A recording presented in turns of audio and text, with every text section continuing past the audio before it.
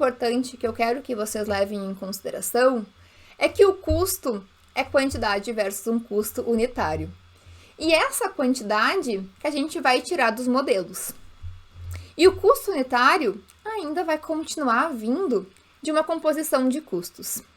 Então, nada adianta também eu trabalhar lá na minha parametrização, na minha organização dos meus parâmetros, né? Fazer algo perfeitinho, se eu não tiver uma base de dados orçamentária organizada.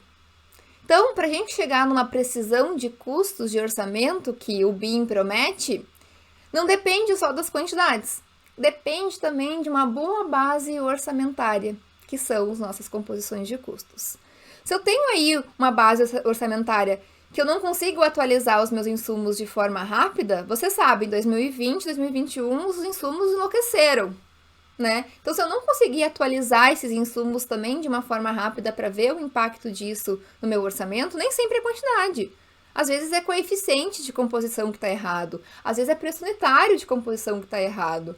Então, eu tenho que entender aonde que está o furo. Nem sempre é o quantitativo, né? Então, um bom processo de orçamentação depende dos dois lados, né? Não adianta arrumar um e arrumar o outro. Então, o que eu percebi na minha experiência prática? Que eu estava lá com os meus modelos perfeitos na Incorp e começou a aparecer os furos em alguns itens do orçamento.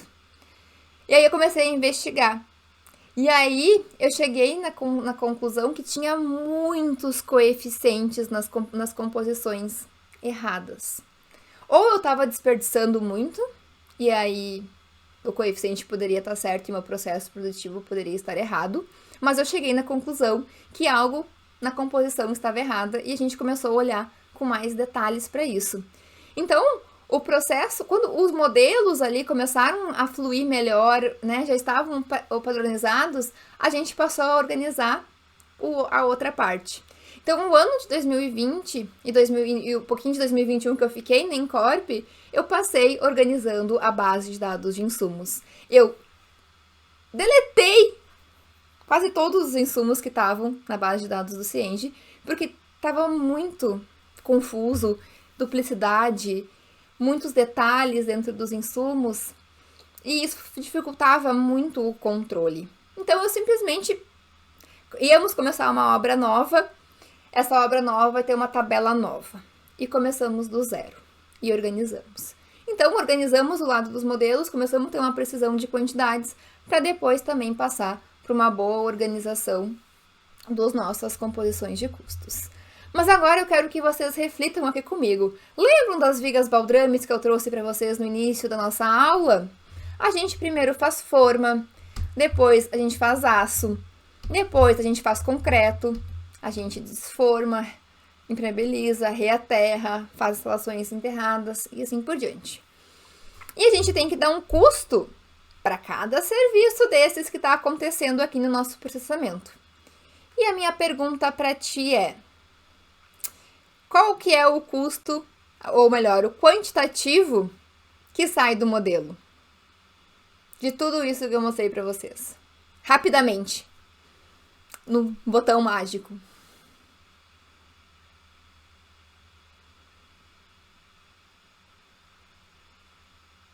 Então, o único custo que sai no botão mágico...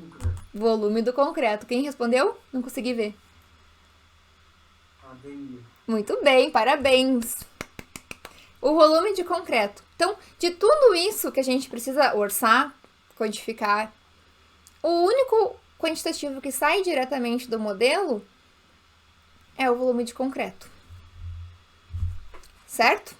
Então, quando a gente vai olhar o mundo real para o mundo virtual, as coisas não estão todas no mundo virtual.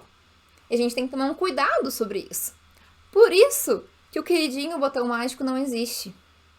A gente vai ter um objeto BIM que vai pertencer a uma família, que vai pertencer ao tipo e vai ter parâmetros.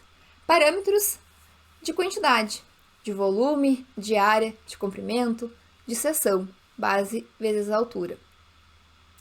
E em alguns momentos, para a gente chegar em algum quantitativo, a gente tem que criar fórmulas. O volume de concreto sai rápido. A área nem sempre é a área da forma, ainda mais falando de viga, é a área da seção, né? Então a gente tem o comprimento, a gente vai ter a altura, vai ter a base, às vezes vai ter que criar esses parâmetros também. E aí a gente tem que entender como colocar essas informações e como modelar isso com qualidade para conseguir ser precisos também na hora de fazer o orçamento. Então o Raniel também depende da origem do modelo, perfeito. Então também tem tudo isso, as coisas têm que se encaixar também.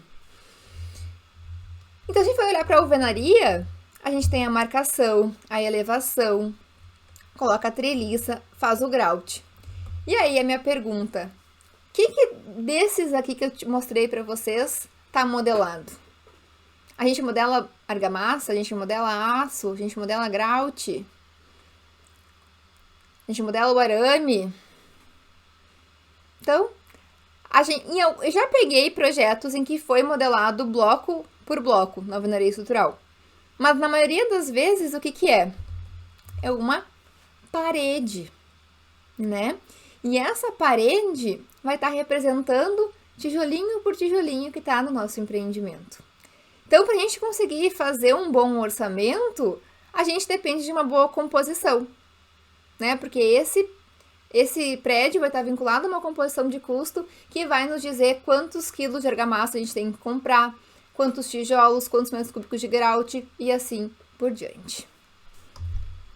E aí, se a gente for olhar para os softwares, a gente tem o Orça Fácil, que a gente vai aprender com o aplicativo do OrçaBIM, que para eu calcular a área da forma da viga, eu tenho que fazer comprimento vezes altura. Mas já quando eu vou usar o Vico já me dá esse quantitativo, porque ele tem o seu algoritmo próprio. Então, o processo de orçamentação vai depender também do software que eu estou utilizando. Por isso que BIM é pessoas, mais processo, mais tecnologia. Os 3 pilares têm que estar conectados, né? Um depende do outro. Não adianta eu ter uma ferramenta e não ter um